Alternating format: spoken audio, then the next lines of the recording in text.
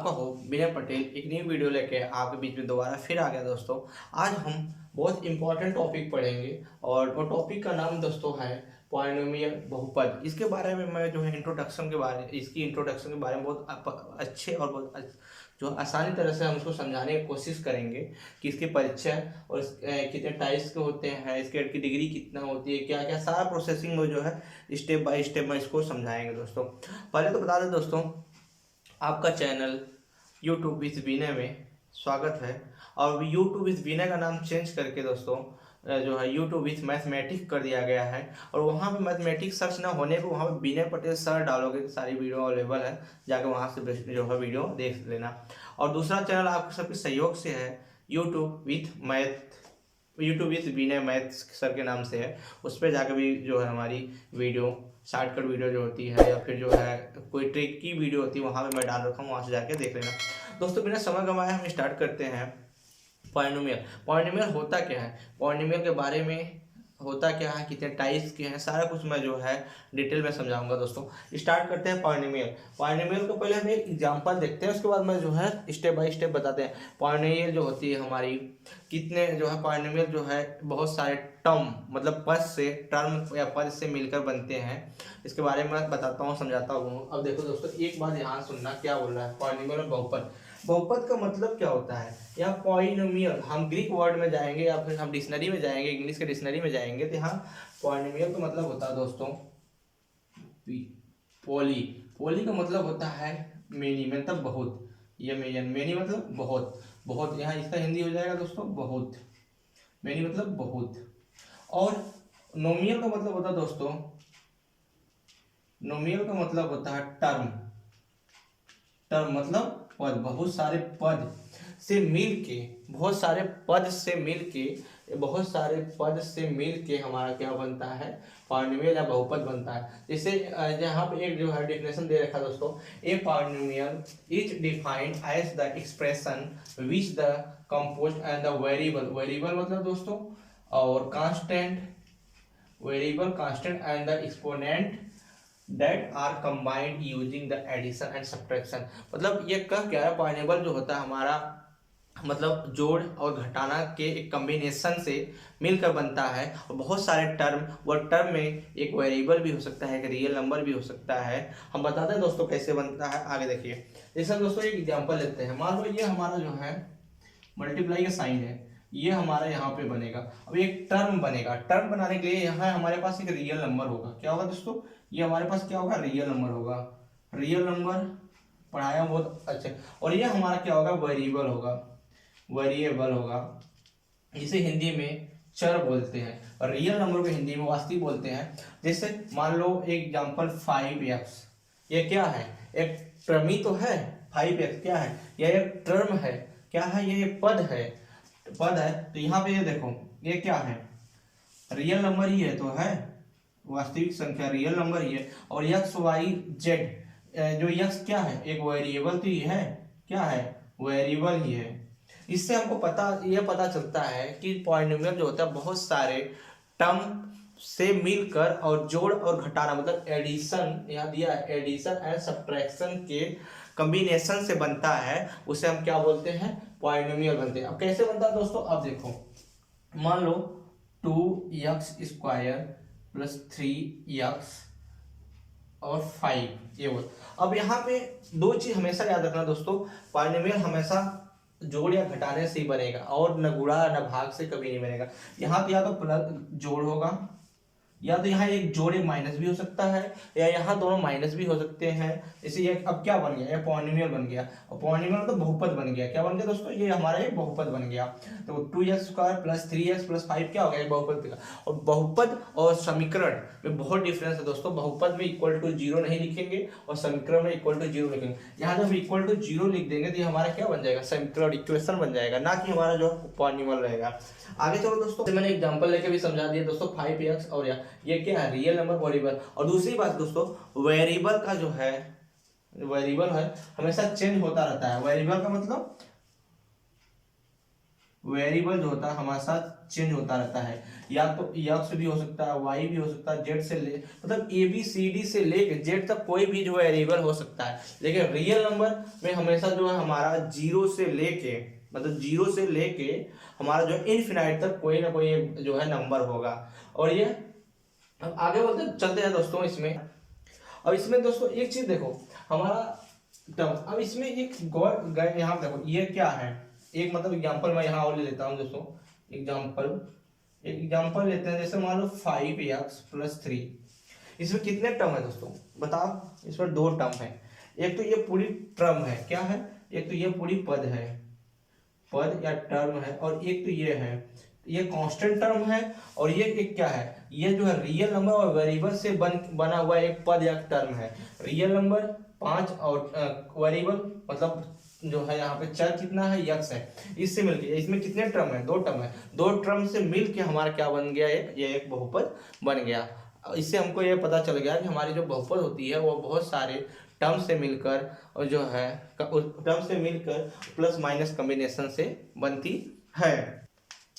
और दोस्तों आगे चलते हैं इसमें, फिर इतना तो समझ में आया। वेरिएबल हमेशा जो है वेरिएबल का मान क्या होता है, मैंने ये भी बताया कि हमेशा वेरिएबल का मान जो है हमारा चेंज होता रहेगा, मतलब ए से लेके जेड का कोई भी मान हम रख सकते हैं, वेरिएबल है। और दूसरी बात दोस्तों बहुत ध्यान सुनो, हमारा क्लास 10 में बस सिंगल वेरिएबल पढ़ना है, ना कि डबल वेरिएबल पढ़ना है। जैसे मान लो एग्जाम्पल में मान लो यक्स 6x, ये क्या है 6x+2, ये क्या है हमारा एक पॉलिनोमियल है। लेकिन हमको क्लास 10 के सिलेबस में खाली सिंगल वेरिएबल पढ़ना है, ना कि देखो डबल वेरिएबल से मतलब 3xy+2, इसमें डबल वेरिएबल है, ये हमको नहीं पढ़ना है।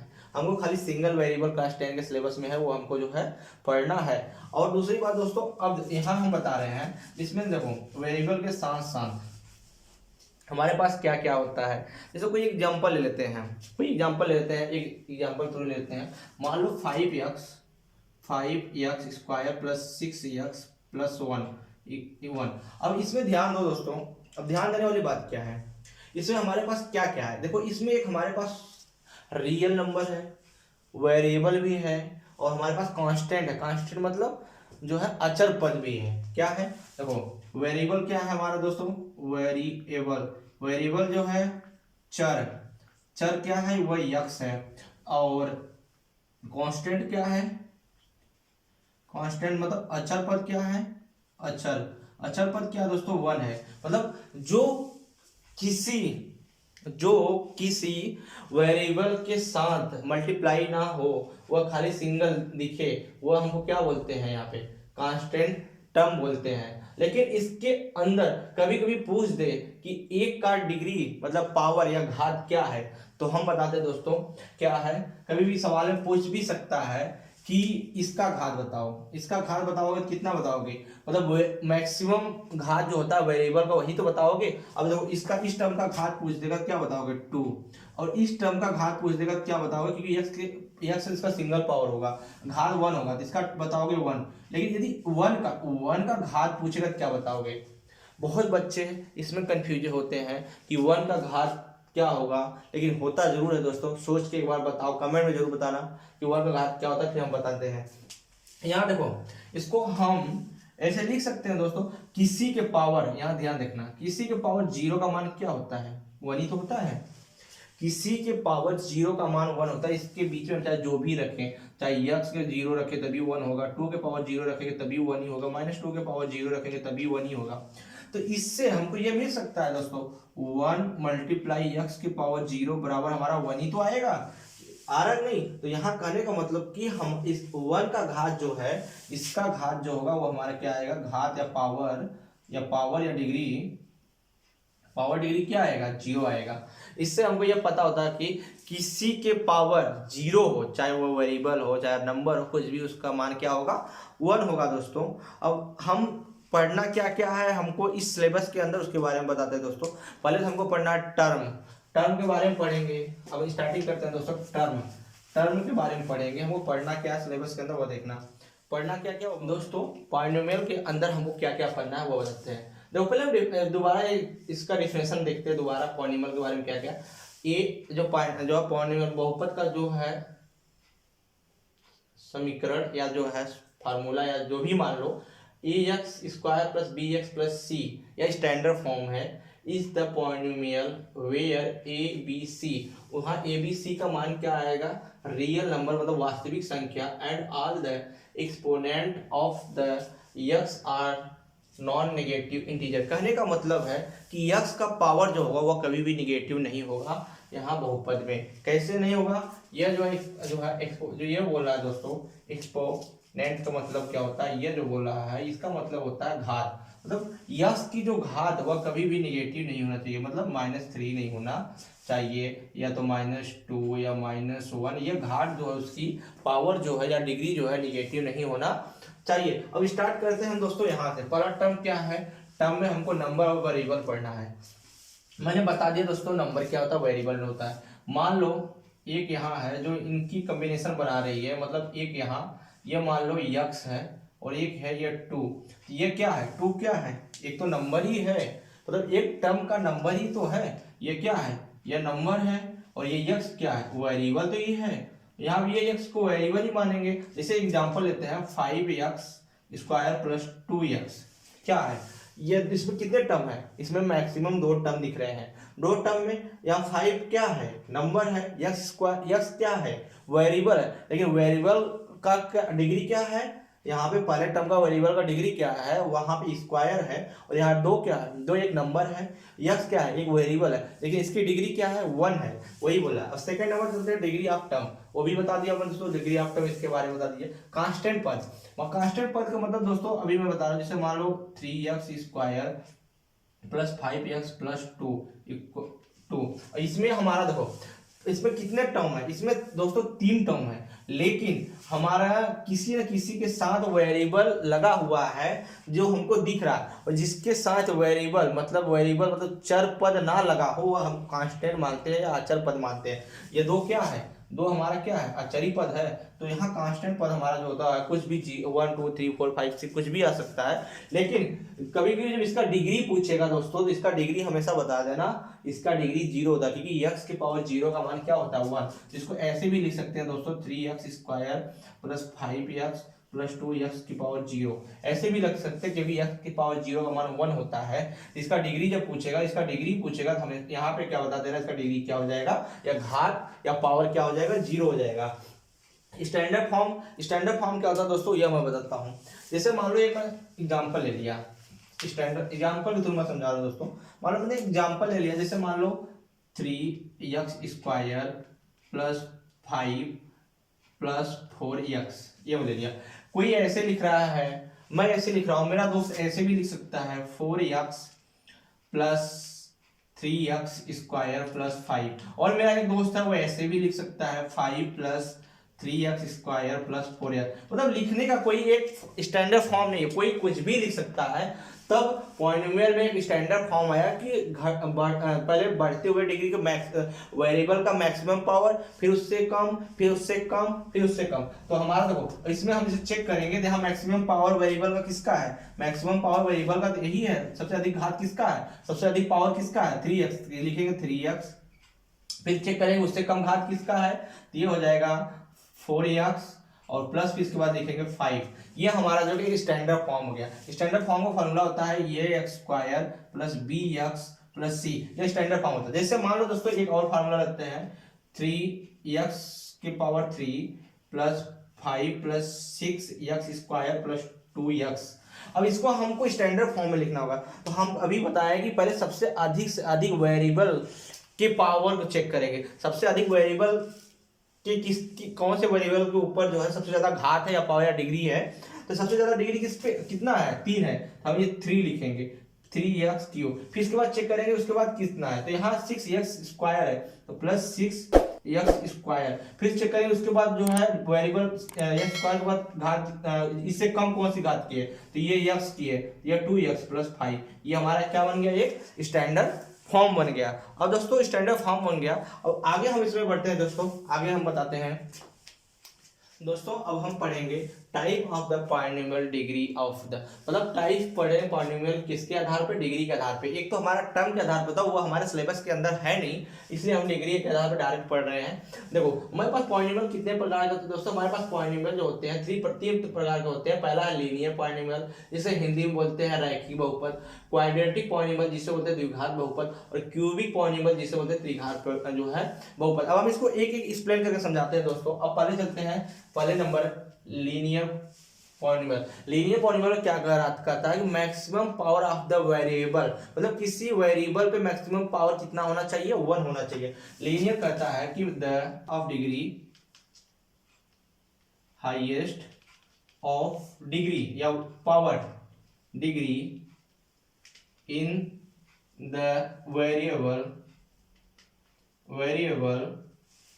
1, मतलब किसी वेरिएबल का, लीनियर इक्वेशन के लिए किसी वेरिएबल का अधिकतम पावर कितना होना चाहिए, जो है 1 होना चाहिए। जैसे मान लो दोस्तों ये क्या है 2x 5x प्लस 3 रूट में 2x प्लस 9, ये क्या है, इसमें मैक्सिमम घात या पावर कितना है 1 है। तो ये क्या हो गया हमारा, ये हमारा क्या हो गया लीनियर इक्वेशन, लीनियर जो है पॉलिनोमियल या रैखिक बहुपद बोलते हैं दोस्तों। इसके बाद दोस्तों एक इसमें मैक्सिमम, देखो कभी कभी इसमें पूछता है कि मैक्सिमम सॉल्यूशन कितना होगा, या मैक्सिमम जीरो कितना होगा, मैक्सिमम रूट कितना होगा। तो लीनियर इक्वेशन में या तो रूट जो है सॉल्यूशन जो होगा 1 होगा या तो 0 होगा, क्योंकि पावर से हमेशा जो होती है सॉल्यूशन कम होती है। जैसे मान लो दोस्तों एक एग्जांपल के थ्रू मैं समझा रहा हूँ।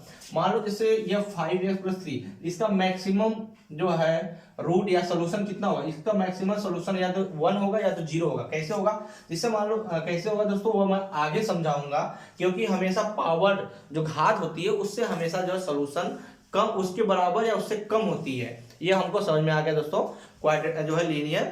जो है लीनियर पॉलिनोमियल में। अब आगे बढ़ते हैं दोस्तों क्वाड्रेटिक पॉलिनोमियल क्या करता है, द्विघात बहुपद में क्या करता है, इसमें हाईएस्ट पावर, इसमें देखो highest of the degree in the two variable का हाईएस्ट डिग्री कितना होना चाहिए, 2 होना चाहिए। अधिक से अधिक डिग्री जो होना चाहिए उसका जो वेरिएबल का, तो कितना होना चाहिए, जैसे 2x स्क्वायर और 5x square plus 3x 9x square plus 3। कहने का मतलब यह है कि हमारा जो है वेरिएबल का अधिक से अधिक घात कितना होना चाहिए, 2 होना चाहिए, इससे ज्यादा नहीं होना चाहिए। और दूसरी भाषा में a नॉट इक्वल टू 0, यहाँ पे a नॉट इक्वल टू 0 हो जाएगा तो हमारा क्या हो जाएगा, यहाँ रहेगा नहीं। जैसे मान लो हमारा एग्जांपल ले लेते हैं, जैसे मान लो p x स्टैंडर्ड फॉर्म वाला एग्जांपल लेते हैं, ax square plus bx plus c, एक स्टैंडर्ड फॉर्म।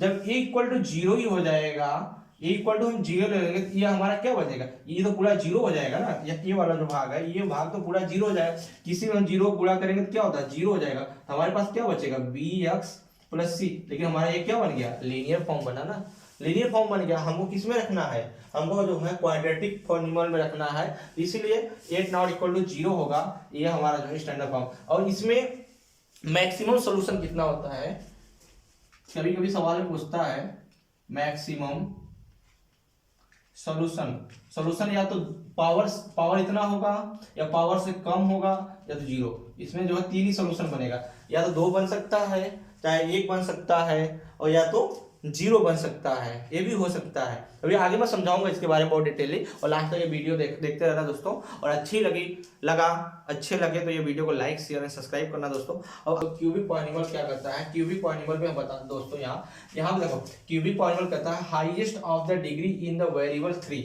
यहाँ पर वेरिएबल उसका हाईएस्ट डिग्री कितनी होनी चाहिए, 3 होनी चाहिए। हाईएस्ट पावर डिग्री ऑफ 3, अधिकतम जो है डिग्री कितनी होनी चाहिए, 3 होनी चाहिए। जैसे एक हम स्टैंडर्ड फॉर्म ले लेते हैं दोस्तों, यहाँ पे px equal to x cube plus bx square plus cx plus d, ये हमारा क्या। और यहाँ पे भी वही रूल होगा, a नॉट इक्वल टू 0। जब ये 0 हो जाएगा तो हमारा तो क्वाड्रेटिक बन जाएगा ना, लेकिन हमको जो है जो क्यूब में रखना है, मतलब मैक्सिमम पावर कितना होना चाहिए, 3 होना चाहिए।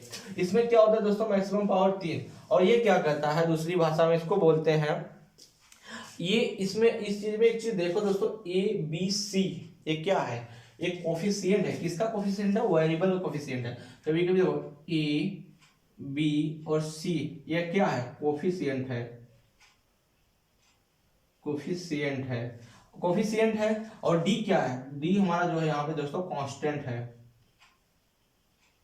क्या है, कांस्टेंट है, मतलब अचल पद है इसमें। और इसमें मैक्सिमम सॉल्यूशन कितना होता है दोस्तों, अभी आगे मैं बताऊंगा। मैक्सिमम सॉल्यूशन होता है या तो 3 होगा, तो या तो 2 होगा, या तो 1 होगा, या तो होगा ही नहीं। इसमें जो है मैक्सिमम सॉल्यूशन होता है। अब हम आगे बढ़ते हैं दोस्तों, इसमें जीरो, दोस्तों हम स्टार्ट पढ़ते हैं जीरो ऑफ द पॉलिनोमियल, जो क्लास 10 का एक्सरसाइज इसी पे आधारित है। बहुत ध्यान से सुनना दोस्तों, ये ग्राफ के थ्रू है। अब मैं बताता हूँ जीरो, मतलब कोई एक, मान लो यहाँ से हम जीरो ऑफ पॉलिनोमियल ले लेते हैं, कोई पहले लीनियर के लिए लेते हैं। लीनियर के लिए जैसे पी एक्स बराबर, मान लो यहाँ दोस्तों एक्स, ध्यान देना, एक्स माइनस 5, एक्स 5 माइनस 1, हम जो है लीनियर इक्वेशन ले लिए, राइट, सॉरी लीनियर जो है हम ऊपर ले लिए। अब हम करेंगे क्या, जब यहाँ हम पी एक्स जगह 5 रखेंगे तो ये हमारा क्या बन जाएगा, 5 माइनस 5 इक्वल टू 0 तो बन रहा है। तो क्या बोल रहा है, जीरो, ये जीरो का जो है पॉलिनोमियल कितना होगा, ये जीरो कितना होगा, तो यहाँ जीरो बराबर हो जाएगा हमारा दोस्तों,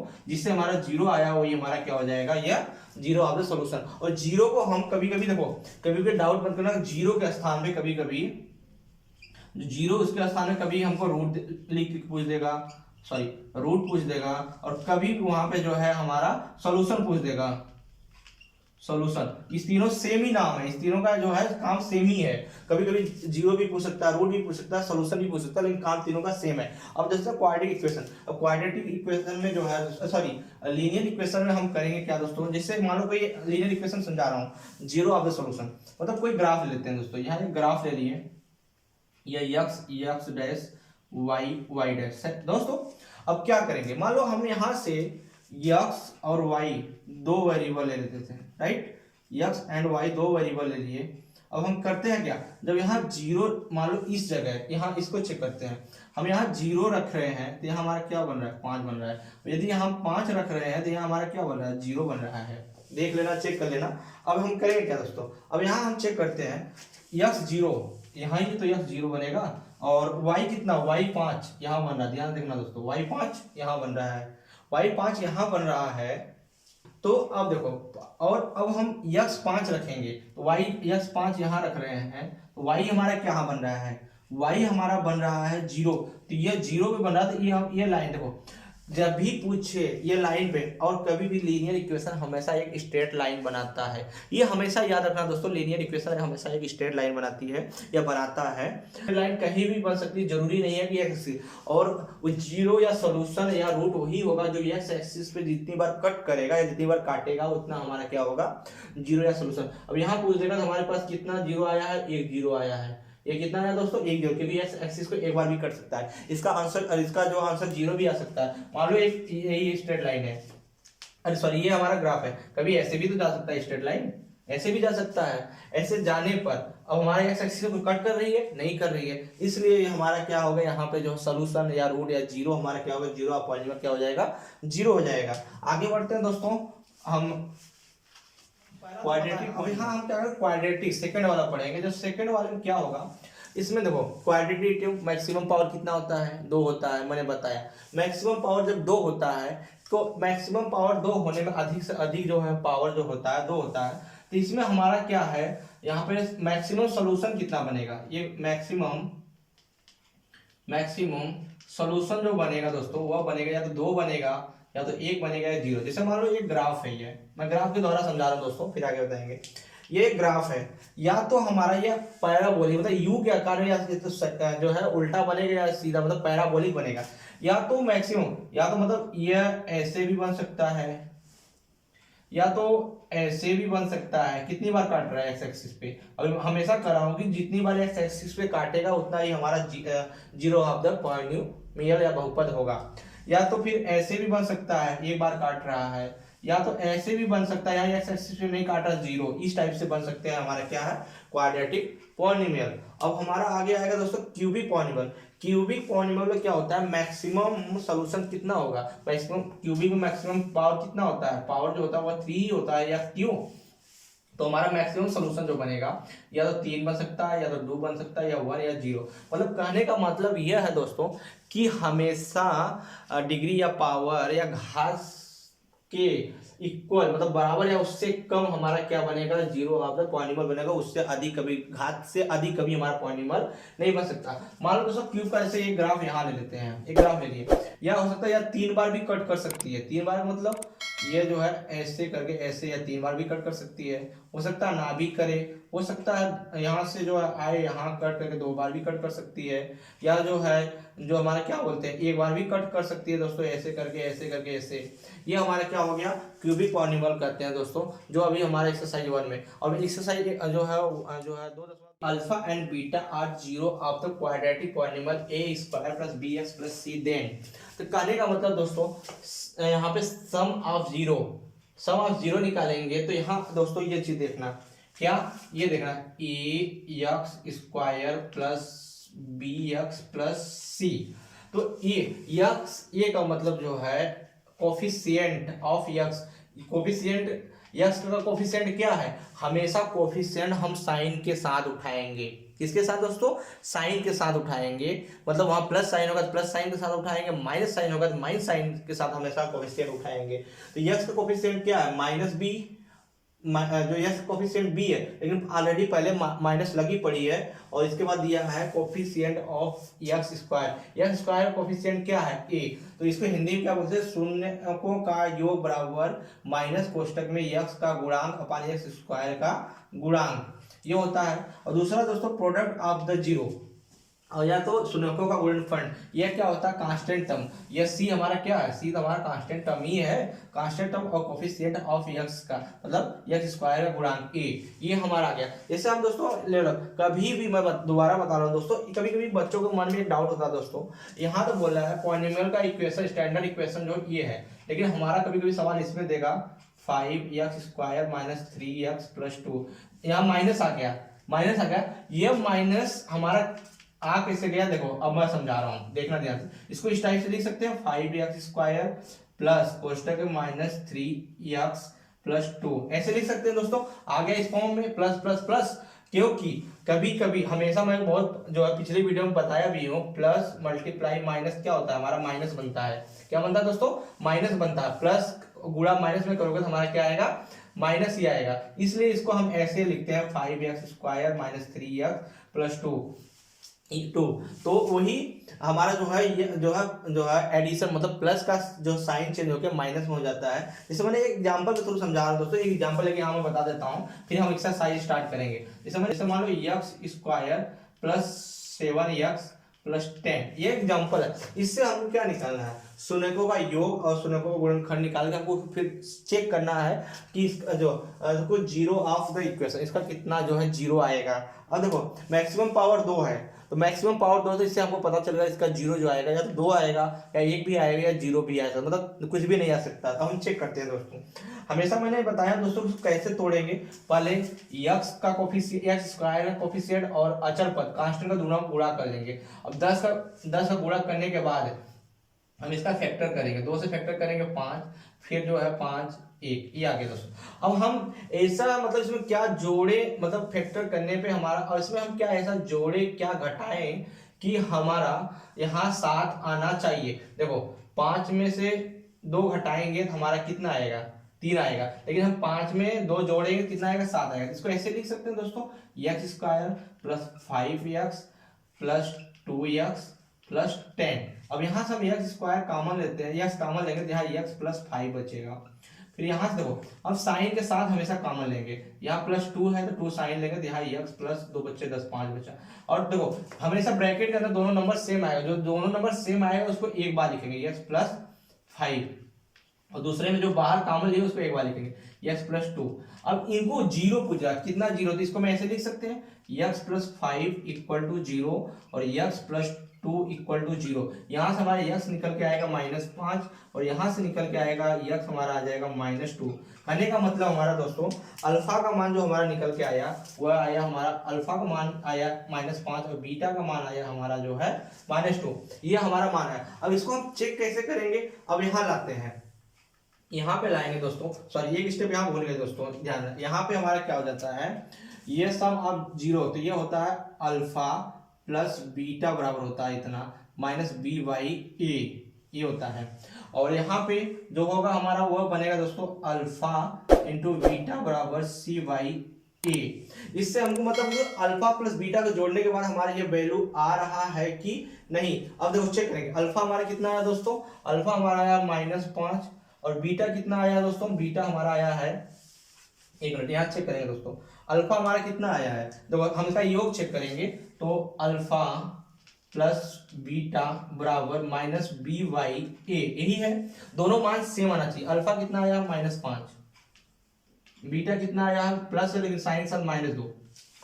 अब यहां चेक करेंगे बी का कोफिशिएंट, मतलब बी इसी का कोफिशिएंट है। अब देखो ये माइनस बाहर लगा हुआ है 7 लिखेंगे बी, और ए हमारा कितना है, इसका कोफिशिएंट एक्स स्क्वायर कोफिशिएंट 1, तो यहाँ क्या लिखेंगे 1, माइनस माइनस कितना हो गया -7 हो गया, -7 इक्वल टू 7 -7, इससे मतलब दोनों नंबर सेम आ गया। अब हम अगला चेक करते हैं इसका गुणांक। जब गुणांक चेक करेंगे दोस्तों तो अल्फा इंटू बीटा बराबर क्या होता है सी बाई ए। तो अल्फा हमारा कितना आया दोस्तों, यहाँ देखना अल्फा आया है -5 मल्टीप्लाई बीटा कितना आया है -2 इक्वल टू सी मतलब कांस्टेंट टर्म कितना है 10, तो 10 बटा एक्स स्क्वायर कोफिशिएंट क्या है 1, तो ये कितना हो जाएगा। अब यहाँ देखो माइनस और गुणा माइनस में क्या करोगे दोस्तों प्लस आ जाता है, तो ये हमारा क्या हो जाएगा 10/10, यही हमारा जो है। इससे ये हमारा सिद्ध होता है कि ये हमारा जो टर्म निकल के आया है, अरे जो हमारा जो आंसर निकल के आया है ये क्या है, राइट है। और दोस्तों ये वीडियो अच्छी लगी हो तो लाइक शेयर एंड सब्सक्राइब करना दोस्तों। हम इसके साथ एक्सरसाइज लेके स्टार्ट आगे आएंगे दोस्तों। और ये इस क्वेश्चन से जो है हमेशा 1-2 नंबर का क्वेश्चन बोर्ड में बनता है और बोर्ड बहुत ज़्यादा नज़दीक आ रही है दोस्तों। तब के लिए थैंक यू, जय हिंद, जय भारत।